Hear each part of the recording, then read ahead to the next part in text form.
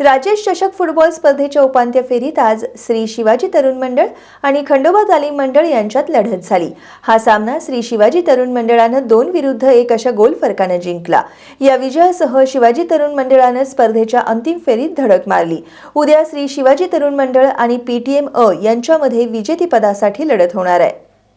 शाहू स्टेडियमवर सुरू असलेल्या राजेश चषक फुटबॉल स्पर्धेत आज दुसरा उपांत्य सामना शिवाजी तरुण मंडळ आणि खंडोबा तालीम मंडळ यांच्यात झाला। पूर्वार्धात शिवाजी तरुण मंडळाच्या हर्ष जरगनं गोल करत संघाला आघाडी मिळवून दिली। पूर्वार्धात हीच आघाडी कायम होती। उत्तरार्धात सामन्याच्या 75व्या मिनिटाला शिवाजी मंडळ संघाच्या करण चव्हाण बंद्रेनं मैदानी गोल नोंदवत संघाला 2 गोलची आघाडी मिळवून दिली।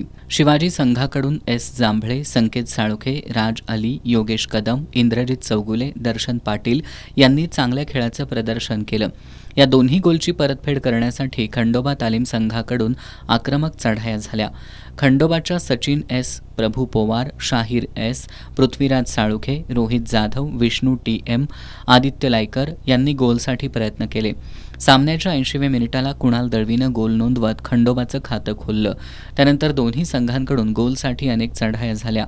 अखेर 2-1 अशा गोल फरकानं श्री शिवाजी तरुण मंडळानं हा सामना जिंकत स्पर्धेच्या अंतिम फेरीत प्रवेश केला। उद्या दुपारी 4 वाजता श्री शिवाजी तरुण मंडळ आणि पाटाकडील तालीम मंडळ या संघांमध्ये अंतिम सामना होणार आहे।